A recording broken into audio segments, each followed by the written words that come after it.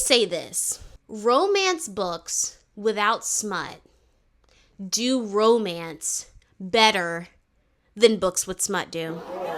You need to leave. Yeah, I said it. Hello, everyone. Welcome to Lady and the King. I'm Jordan King, your host, your guide, your Aries queen. And yes, sometimes I do go to Barnes & Noble and I don't buy any books. I just buy stationery. And that's okay. Today, we're going to be wrapping up everything that I've read so far this year. So January through March, we're going to talk about it. I'm going to tell you my thoughts, how I feel about it. It's going to be fun. It's going to be emotional. I'm probably going to get mad. There is a book on this list that offended me in a way I didn't think was possible. But that's okay, because you live and you learn. For my friends watching this video, yes, I know I said my first video is going to be a video essay. And I recorded a video essay, and I think it was pretty good. But then I tried to edit said video essay, and I realized that that's a lot. And I don't know if I'm ready for that yet. So we're going to do a book wrap up, because as much as I do like yapping about my own thoughts, I do really like yapping about books. So we're going to get into it. It's going to be fun. I'm super excited. I have a book goal of 30 books this year. I've read 8 so far, and I think I'm doing pretty good. But caveat, my boyfriend also loves to read. He doesn't read as much as I do, but he knows I really want to read more. So for every book he reads, another book gets added to my goal. So he's read 1 book this year. So my goal is technically 31 now. So yeah, we're on track.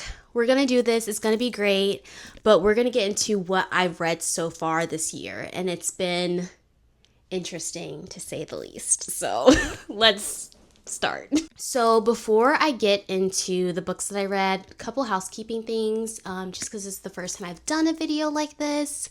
We're just going to, establish some ground rules, what to expect, what not to expect, some considerations, some, please don't hurt my feelings in the comments if I didn't like a book that you like, things like that. Okay, so first, these videos will always be spoiler free. If I do, I will discuss like plot points, and I will discuss characters and, some parts of the book, obviously, but I won't share anything that I think is a spoiler.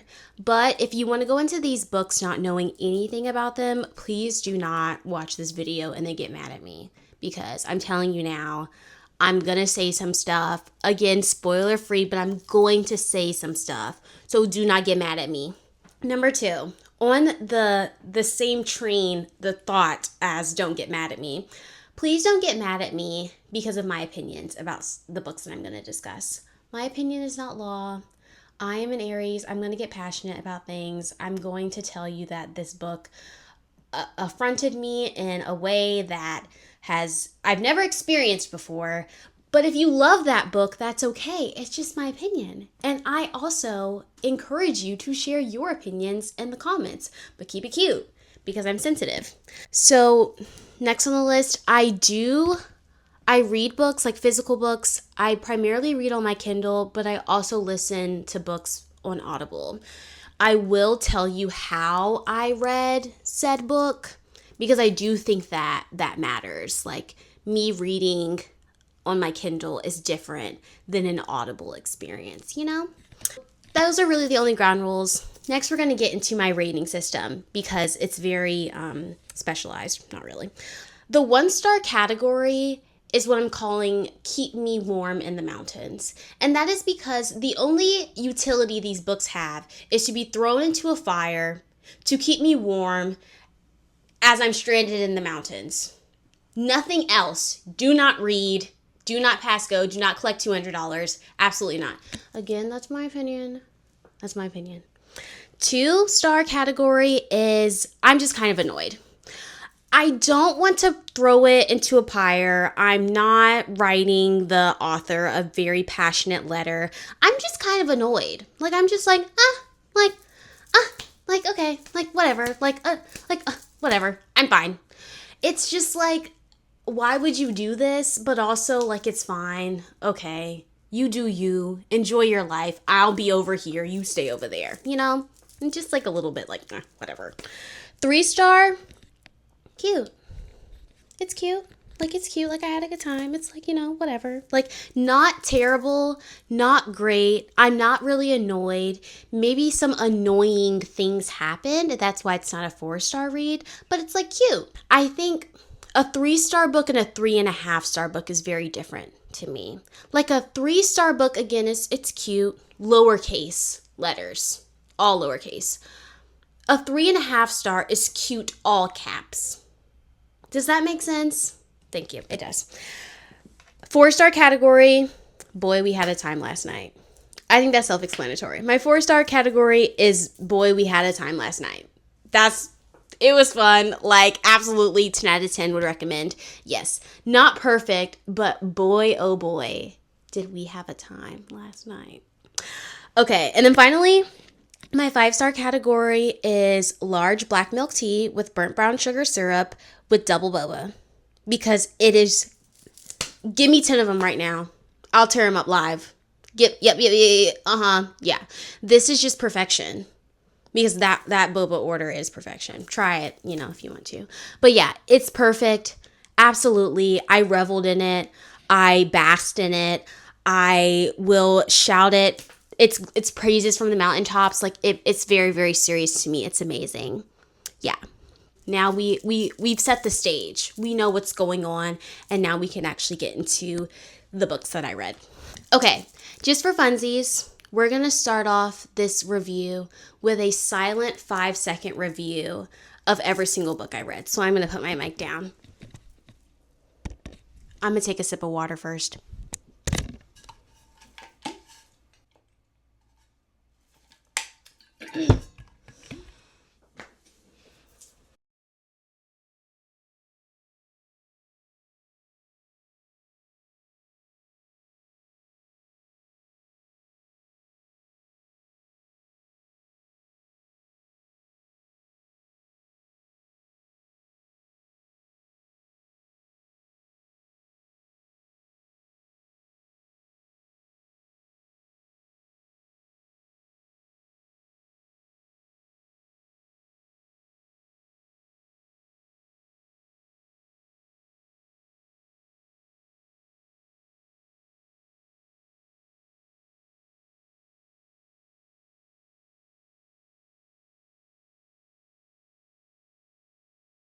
Okay, I hope that was enjoyable to watch because it was agony to do. Okay, so I started off the year with The Wolf King by Lauren Palferman, and I listened to this via Audible, and it's the duet style narration, which I recently learned that duet and dual narration are 2 different things. So the duet narration is when there is a VA dedicated to that main character. So the female VA reads for the FMC and the male VA reads for the MMC. So yeah, I listened to this. I feel like I listened to it like over the course of like a week maybe. And I remember like enjoying it like quite a bit. I did give it 3.5 stars. And while I think that this book was very predictable, I just love wolves. A werewolf, a wolf shifter, like I'm there. Like, I'm sorry. I don't know. Someone in the comments is going to know about this. Someone's going to watch this video and they're going to know exactly what I'm talking about. But there was a series on Wattpad. Throwback. I read it when I was maybe like, I want to say I was like maybe freshman year of high school. And if someone can figure out the name of these books and like where they are currently, I will love you forever. But basically each book was about a different alpha from a different pack. Like in this world, like there's a bunch of different packs, but like there's like the love pack and like the power pack. Like, it was almost like factions. Like each pack has got their thing that they do. And I just remember eating it up And I just knew that werewolf books were for me. Wolf book, like, I'm there. So the Wolf King, I was like, there's not really much you can do to piss me off so much that I won't finish this book. Like, even if you're not reinventing the wheel, actually, the wheel doesn't need to be reinvented. The wheel is great. Werewolves work. Wolves work. Okay? We don't even need to try to do anything different. So basically, what the Wolf King is about is there's a war kind of brewing between the humans and the wolves. The humans in this book, per usual, are terrible. They're doing terrible things to the wolves.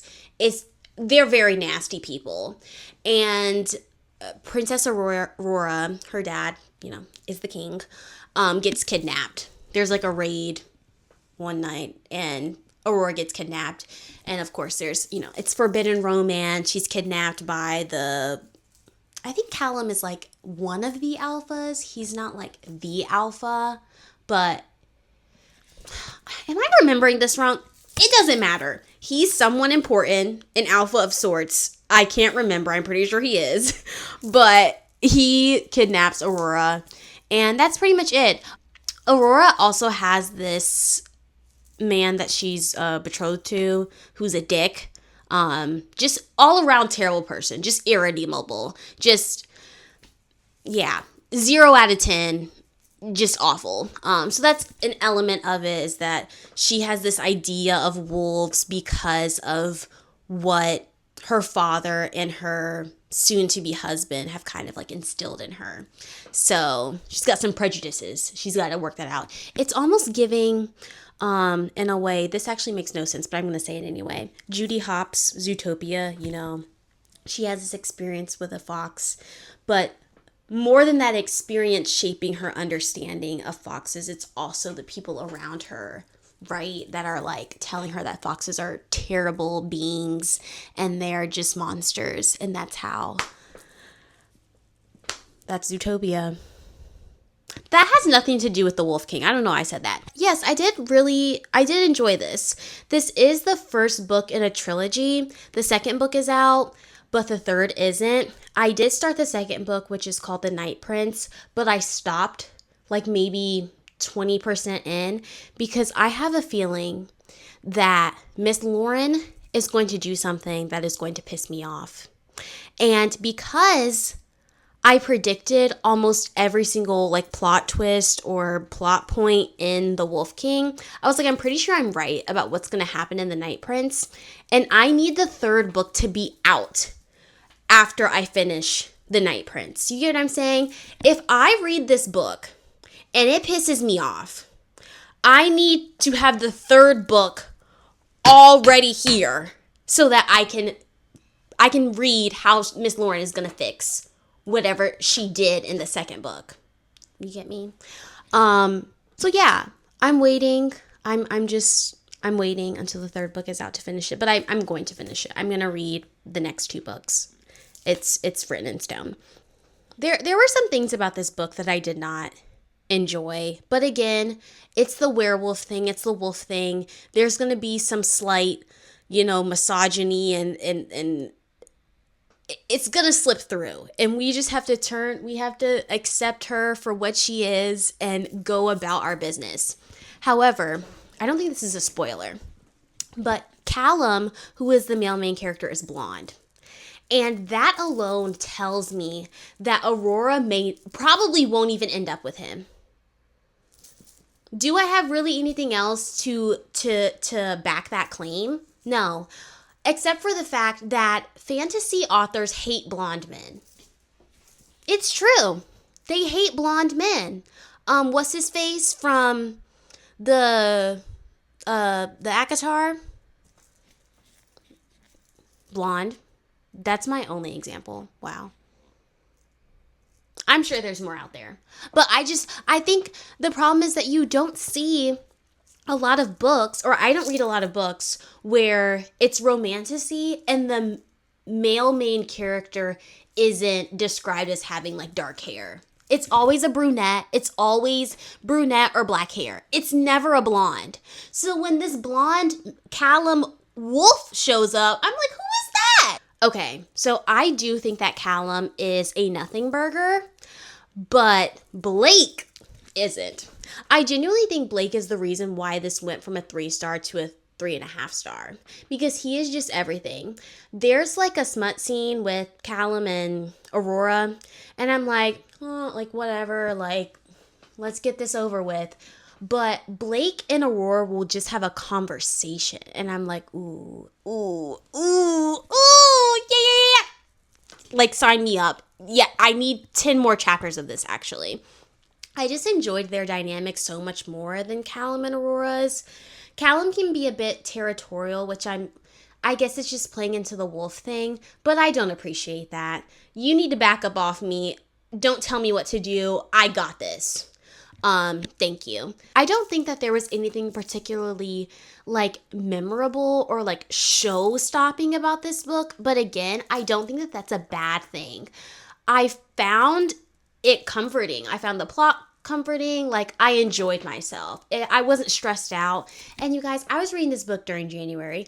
I didn't want to be stressed out. It's dark as hell at 5 o'clock. I'm getting back from work. It's dark already. It's dark on my commute, actually. And yeah, I just want to read something comforting. I don't want to be stressed out. Thank you. So Miss Lauren, thank you for your service. I will see you when the 3rd book in this trilogy comes out, and then we can wrap this up the way I want it to end, because I'm sure we're on the same page about what is good for everyone in this book and how it's going to end properly. Thank you. Okay, so the next book I read was Tusk Love by Thea Guanzon. I listened to this on Audible, and it's also duet-style narration. I really, really liked this book. So it follows Guinevere, who's the daughter of a wealthy merchant, and she's betrothed to this man who lives super far away from her, and she's on her way to him with money and jewels and stuff because, I don't know, dowry or something. Her carriage gets raided, she gets attacked, and that's how she meets Oscar, who's a half orc, hence Tusk Love. You see what I'm putting down? And I loved this. But what's really interesting about this book is that I have a bit of a history with it, and I didn't even know it. So a couple months ago, I started watching The Mighty Nine with my boyfriend. It's a Critical Role show, like D&D.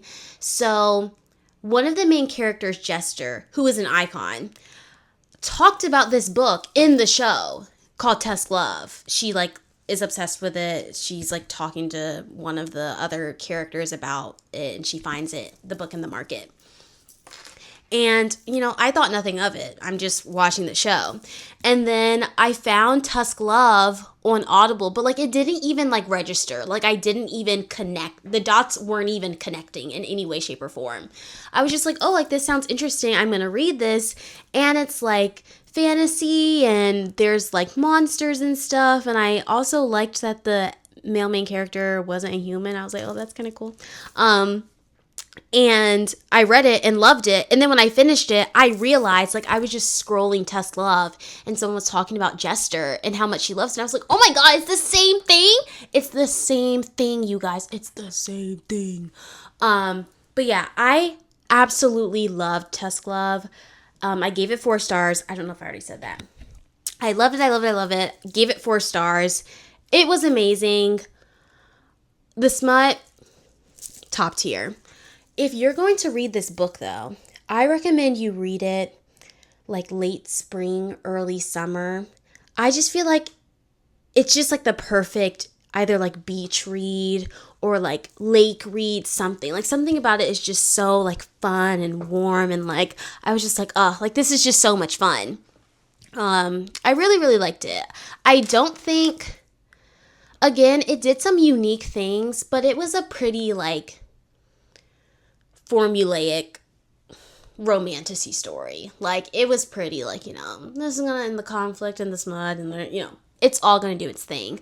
But I found it so endearing. I love Guinevere and Oscar's relationship. I loved seeing Guinevere evolve as a character and change and just come into herself as a young woman. And Oscar was just so gentle and patient and kind and loving and sweet and romantic and strong. Like, you guys, my Shaylas, I love them so much. 4 stars for Test Love by Miss Thea Guanzon. Please write more. Write a million different Critical Role smutty stories, and I will buy every single one of them. You have my word.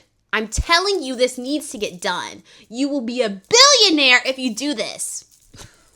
But yeah, loved it so much, and it was a great follow-up to The Wolf King. I was just like, duet style narration, somebody give me one, and I found Test Love, and it was amazing. Yeah, it was. Okay, so now you guys, it's our first 5-star read of the year. Let's go. Oh my gosh, this book, I was giggling and blushing and just rubbing my feet together in bed like a cricket. Like, it was that serious to me. It was just, it was so good. And that is Half a Soul by Miss Olivia Atwater. Like, you guys, I wish I could get amnesia just so I could read this book again. I loved it so much. It just really means something to me, you know, for an author to... Okay, I'm kidding. Yeah, so obviously it was a 5-star read. I read it on my Kindle, but I wanted a trophy for my bookshelf, so I bought the physical. And if I reread it, I think I'm gonna read the physical book. But this is a part of a trilogy. I haven't read any of the other ones because I'm like, I'm spreading her out. I only have so much of her that I can enjoy. So I'm like, I need to strategically place these. So I probably won't read the second book until, I'm thinking like May. I'm going to give it a couple months just so by the time I get to the end of the series, maybe it's the end of the year, you know? But yeah, so this is a Regency era fantasy romance book that follows Theodora, who had half of her soul stolen by a fairy when she was a child. The fairies in this book are absolute dicks. They do not care about humans. They're sadistic and evil and nasty, and they're unfeeling and just disgraceful, and I hate them so much. And justice for Theodora, when I find... Listen, I was irate, okay? Anyway, I'm not going to go on a tangent about how I felt about her soul being stolen by that person. I'm going to sell you this book with 2 words. 2 words. The banter. Oh my God. Oh my God. People don't write albums. People don't write banter anymore. People don't make albums anymore. That's a Beyoncé reference. People don't write banter anymore, you guys. Her and Elias is the main character who's the, like, Lord Sorcier of England, whatever. Their banter, and I'll tell you why the banter works. It's because imagine trying to hurt my feelings, and I can't even feel my feelings. Like, I can't even feel them. Now you're looking at me and I'm looking at you. Because what? You can't hurt my feelings. You can't. And I loved that Theodora, it's like, it's not that she doesn't have any feelings. Because in the book, she'll talk about how she knows that she should be feeling things. And she's feeling something, but she knows it's not what she's supposed to be feeling. So when Elias is being sassy, which is just his default, she's just like giving it right back to him. Like, she's just right there. She's like, oh, and your mama and my, yeah. And I was like, oh my God. I'm just so thankful to be here in a time where I can read this book. Like, it was very serious to me. I did keep imagining Elias as Gojo from Jujutsu Kaisen, and that also just enhanced my reading experience because they are kind of, what is it people say, a cut from the same cloth? Yeah, it was giving, you know, he's like white-haired and pale and, whatever, and super powerful, and everyone loves him. But he's kind of like I guess, whatever. I'm not going to get into that.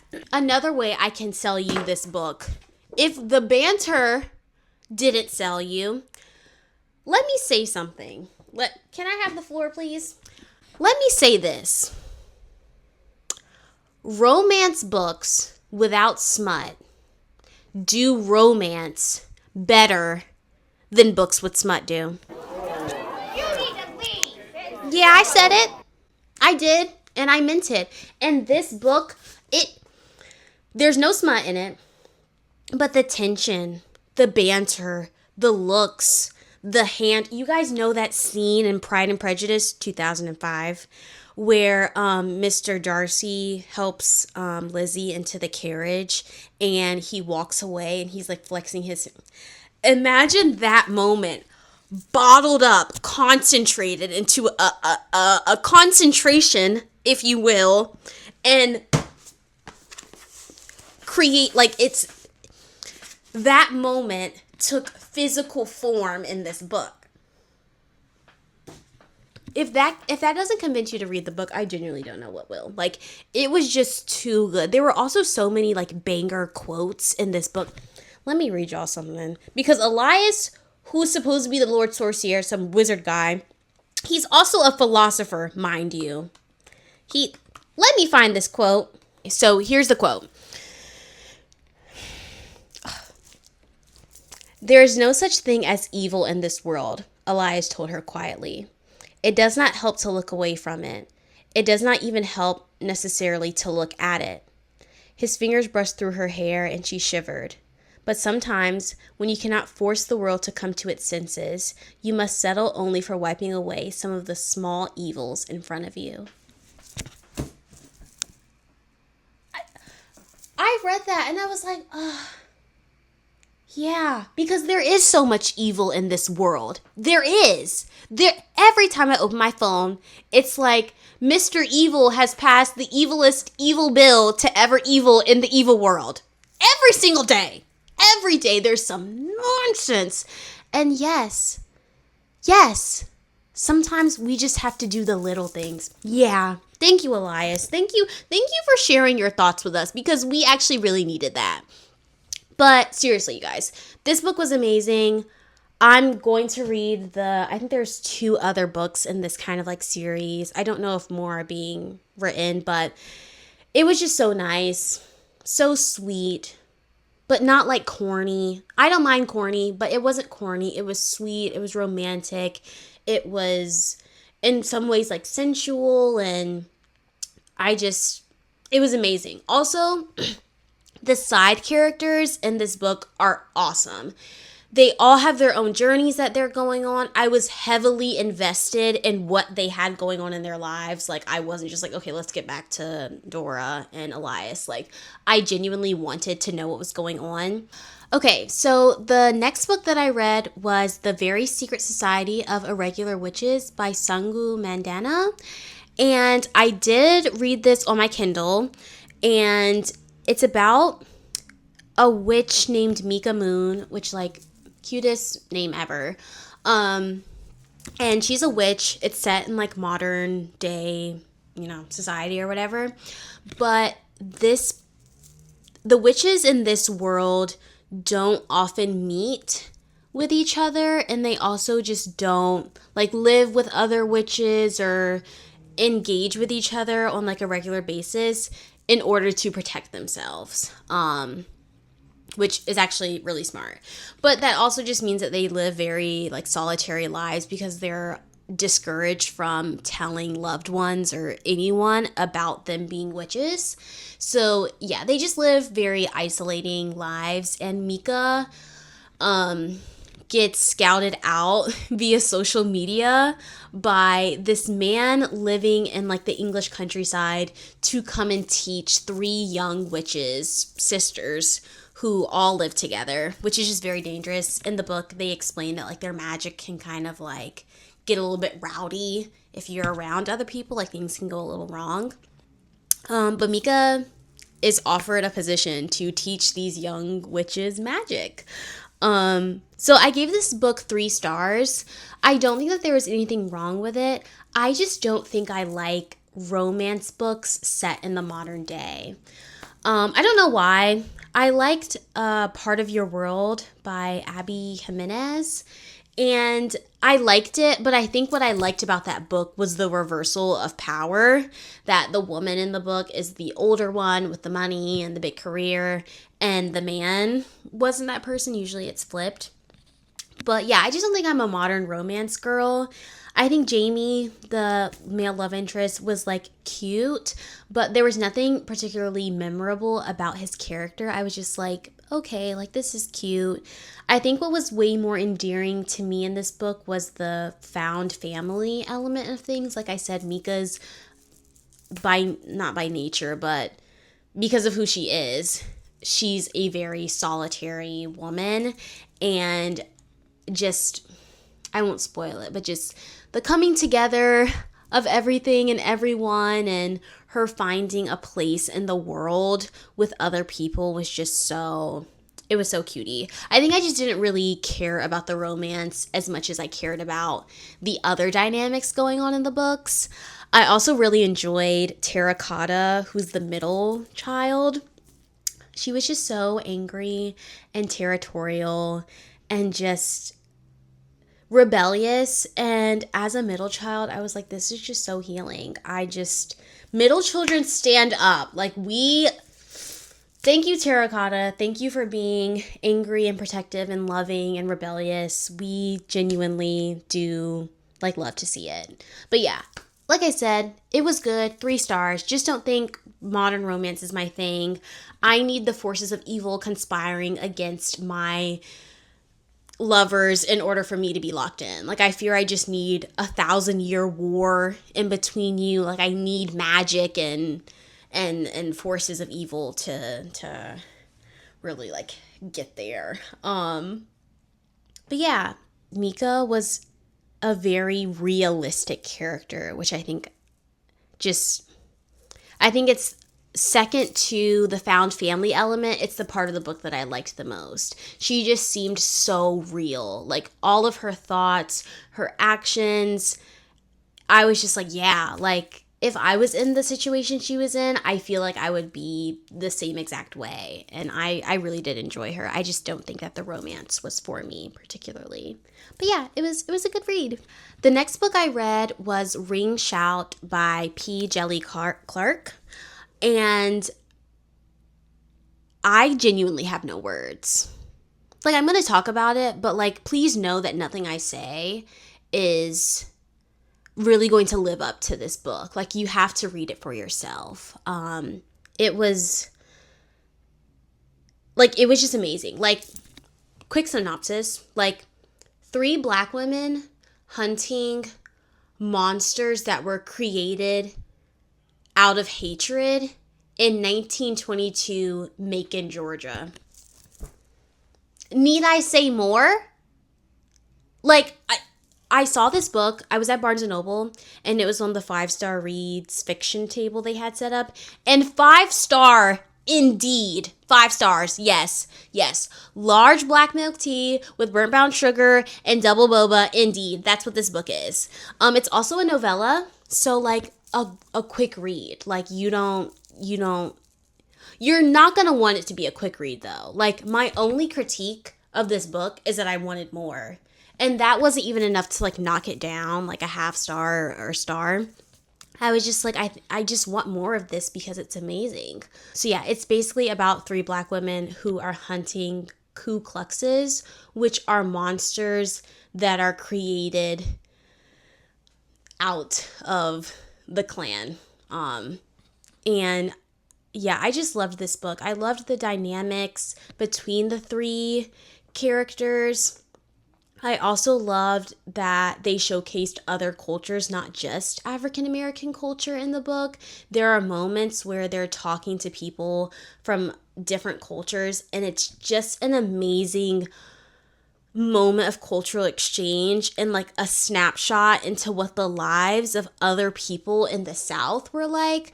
I think, admittedly, when I think about the South, especially post like Reconstruction era. Like, honestly, when I think about the South in general, like just throughout history, I think about the relationship between white and black people. Like, I don't really think about other races that were present there.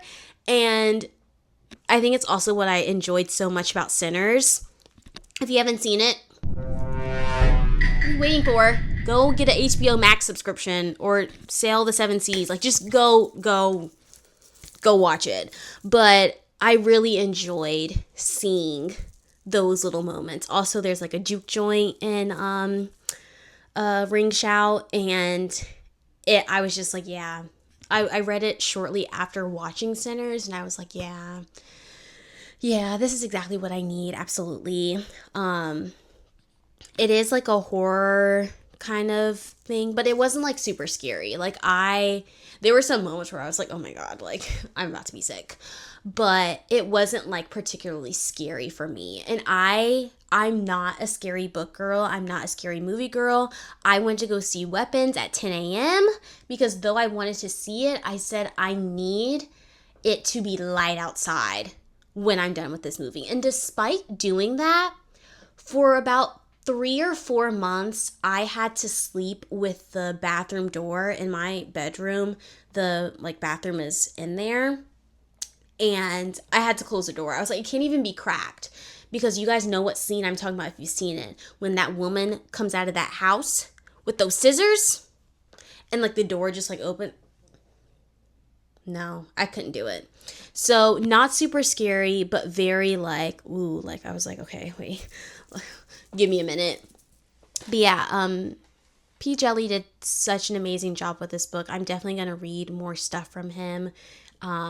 It was just a really good book. Like, it was just a 5-star read. You honestly have no reason not to read this book. Also because it's just like, it's so short. Like, you can read it, in a couple of hours, and if you don't like it, it's like, okay, well, I spent a couple of hours reading a good book that I just didn't like for some ridiculous reason. But yeah, Ring Shout, 10 out of 10. I read the physical book and I can't find it. Like, when I was setting up this video, I was looking near and far for this damn book and I can't find it. I don't think I loaned it out to anyone, but I misplace things all the time, so who knows where it is. Okay. This next book is a doozy. I have never been so upset finishing a book in my entire life. Why I didn't just, DNF this, I don't know. I think at some point I was just like, you know what? I've got a book goal to meet. We're just going to hope that this isn't too painful. But it was. And I really did not have a good time. And I hate that I even have to say this. I do not want to be negative about anything, but I also refuse to lie. So, yes.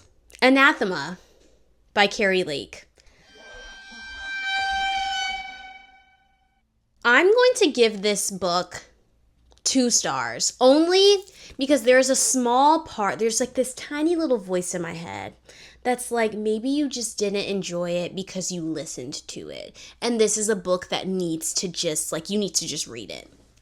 So yes, that being said, I did listen to this on Audible, and it was duet style narration. Do I even know about what this book is about? I truly don't know if I know. But I'm going to do my best to give you a synopsis. So basically it follows Mavis, who is, of course, 19 years old. We're going to get into all this because I have a list of grievances. Chief among them is her being 19. But, yes, it follows Mavis, who lives in a very misogynistic, religious, like hyper-religious culture, whatever. And they're separated by something called the Eating Woods. Very dark. This book is very, like, dark and I guess, like, gothic or whatever. And you can't go in the Eating Woods because they'll eat you because there's monsters and stuff in there and all sorts of mysterious shit. But they will occasionally banish people as punishment for, I don't know, being humans because, again, this is a hyper-religious culture. I'm not even going to interrupt my synopsis because whatever, we'll get to that. So Mavis, hyper-religious culture, and then Zavander, who's the male main character, who's like some type of, I don't know, demigod, assassin, hodgepodge mix of every dark and broody fantasy man just rolled into just one just amalgamation of just nonsense. Yeah, and it's about their journey to finding, I don't know if they're trying to start a war or end a war or find her sister or not find her. I don't know. There's a lot of stuff going on in this book. And I thought for a moment, I was like, maybe I'm just dumb. Like, maybe I just should stop reading. Like, I don't know. I don't think that's the case. I think this book is just trying to do too much. It's trying to be too many different things. So let's get into this. First of all, Miss Carrie Lake, you are now my enemy. I know you don't know me, but we're not cool. Is that mean to say? I'm sorry. If that's mean to say, you're not my enemy. I'm just really, really irritated. Maybe we should just sit down and have a talk. Maybe you could explain this book to me. Maybe we could do a mini book club. I don't know. We're going to do like,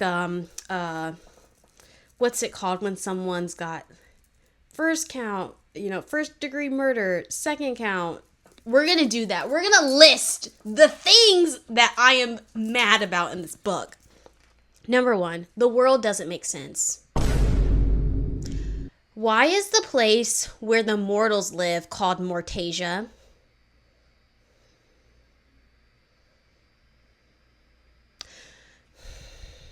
And they're separated by the Eating Woods, and on the other side is the world where the immortals live.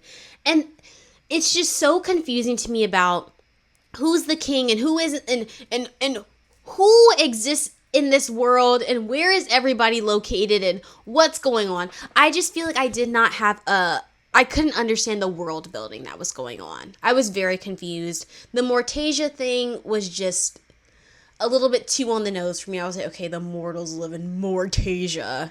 Whatever. Count 2. Almost everybody in this book is a one-dimensional nothing burger. They just don't seem like real people. Like, all of the things that they do, the things that they say, their motivations, which sometimes I'm like, I don't even know why you're here, what you're doing, or why you're doing it. It was just so flat. Mavis is the quintessential fantasy, romantasy, FMC. She's 19, because of course she has to be. That's count number 3, is her being 19. She's a virgin, which, again, it makes sense because of this hyper-religious culture that she supposedly lives in, which is count number 4. Because if the place where she lives is so religious and misogynistic and terrible, why was her sister fake humping her outside in, like, one of the first scenes they had together? Yeah, okay, whatever. Again, back to her being the quintessential fantasy, romantasy girl. Yeah, she's got this, like, voluptuous body. She also, I guess, probably weighs, like, 90 pounds, like, at the same time, like, simultaneously. She's kind of shy and nurturing. Oh, what count are we on? 5 or 4? Whatever count we're on, the next count. I wrote this in all caps. She's the last one of her kind. Enough. On behalf of all readers, we have had enough of she's the last. Like, it reminds me of when I used to read wolf books when I was in middle school, and how the FMC was always like the white wolf. Like, oh, we've never seen, we're not going to talk about the racial aspect of that. Okay. Whatever that means. But it was always like she's the last one. She's got all the powers inherited through 1,000 years of, it's always she's the last one. She's the only one. No one's ever like her. Only girl in the world. Like, okay. Thank you. We get it. Like, thank you. Count number 6. Lust at first sight. Zavander is a weirdo. When he sees her for the first time, I was like, his thoughts, I was like, you're weird. You're gross and weird. You're done. you're done. And they spend the rest of the book trying to convince me that it's love. I said, you guys just need to have sex and get it over with and stop being so weird about all of this. This whole situation is ridiculous. Just have sex, be done with it, and leave me out of it. Stop acting like you like each other, because you don't. Count number 7. And this is not just about Anathema. I am embarking on a holy crusade against all romantasy authors that do these things.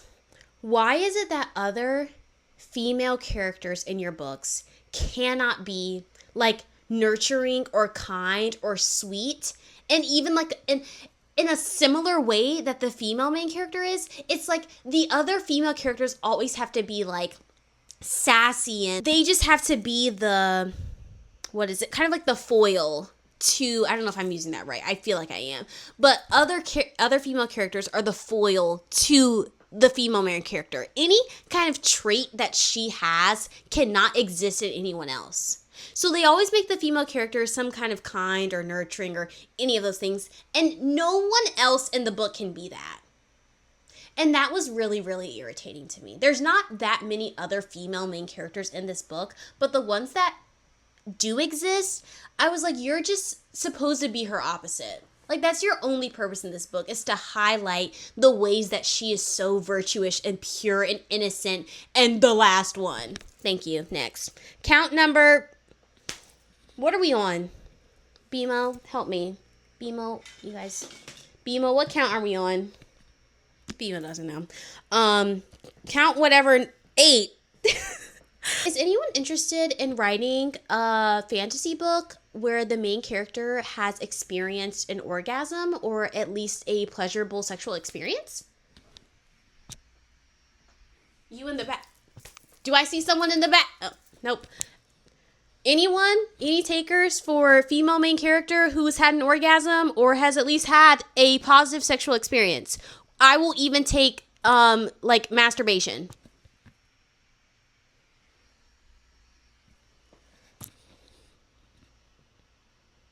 Okay, so fine. Yeah. Why does it always have to be the pure Virgin Mary every time? Why?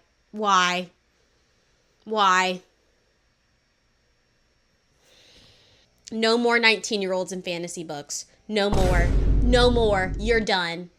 Maybe that's count number 9. I don't know if I already mentioned that. Could we get a book where the female main character is above the age of like 23? Like 23 or older? Or just not 19. There's just something about 19 specifically that I'm like, really? Like, really? And what makes it worse is that I would be okay if it was like she was 19 and the guy's like, you know, whatever, 25 or even 30. I'll even do 40, even though I have thoughts about that. But he's always like 400 years old. Of course, he looks like he's, 30. Or 25, but he's 400 years old. I'm like, what about a 19-year-old is appealing to you as a 400-year-old geriatric assassin demigod? What do you guys have in common? Like, literally nothing. Like, yeah, count number 10, hyper-religious society, but not believable. I already told you guys about her humping her sister humping her, fake. They were like playing, like, whatever. Out in public. I said, and both of them already have lashings. They make a point to tell us they've got like marks on their back and stuff from, being disrespectful or just being women. And I'm like, and you're outwardly humping your sister in public? Just what? I'm just so mad. Like, I'm getting like warm. Count number whatever we're on, 11. Misplaced smut scenes. Lastly, count 12, 11 or 12. No real tension or stakes. I just didn't feel like anything mattered. Like the journey that they're on, what they're trying to do, what they're not trying to do. I was like, I actually don't even think it matters. I don't think it matters. None of this matters. Anytime anything went wrong, it's like it didn't really go wrong. And I was just like, okay, like whatever. And that just made, like, it's supposed to be this dark, gothic, like, I was like, there's going to be real stakes because this is so dark. And there are none, unfortunately. So, Miss Carrie Lake, it's going to be a no for me. Again, I'm giving it 2 stars because I think maybe I shouldn't have listened to it on Audible and maybe should have just read the physical book. I will not be rereading it in physical form to confirm or deny that hypothesis or theory, whatever. And that's because this book is really, really freaking long. And I'm not doing that to myself. So, next! Okay, so the final book I read, I finished this at the end of March, was Project Hail Mary by Andy Weir. I'm sure you've heard about it because it recently got adapted into a movie starring the one and only Ryan Gosling. I did read this because I wanted to go see the movie. It's been on my reading list for a while now. A creator on YouTube, her name is Lexi. I'm sure if you love reading, you've probably seen her videos. But it was on her 5-star reads or one of her reading wrap-ups like a while ago. So it's been on my list ever since. But yeah, I finished it in about 3 days. And I read it on my Kindle, and it was absolutely a 5-star read. Also, I am a scientist now. After reading that, I understand everything about physics and space and microbiology and everything. So, yeah, pretty cool of me to be a scientist among other many cool things. But no, seriously. Project Hail Mary was amazing. Quick synopsis. A man wakes up on a spaceship in deep, deep, deep space with no idea or recollection of who he is, why he's there, and yeah. Andy was losing me on some of the science. Like, when they're explaining stuff, I'm like, oh my god, like, okay, yeah, the centrifuge, however you say, yeah, I got it, gravity, and yeah, we got it, thank you.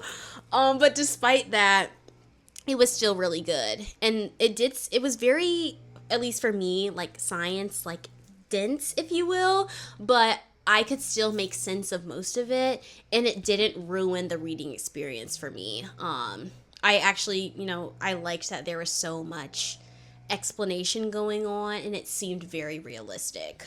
I really appreciated a story that centers platonic connections and, in my opinion, platonic soulmates. I don't think this is a spoiler just because there's been so much promotion for it, and it's a pretty big part of the book. But yeah, Dr. Grace, Ryland Grace, that's the main character, and Rocky, who's an alien he meets, their relationship just meant so much to me.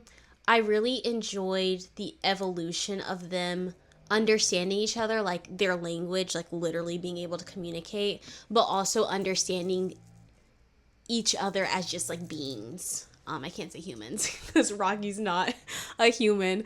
But yeah, it just gave me so much like hope. It made me feel really just like, like things are going to be all right. Like, we can do this. If they can stop this threat to Earth, then we can do anything.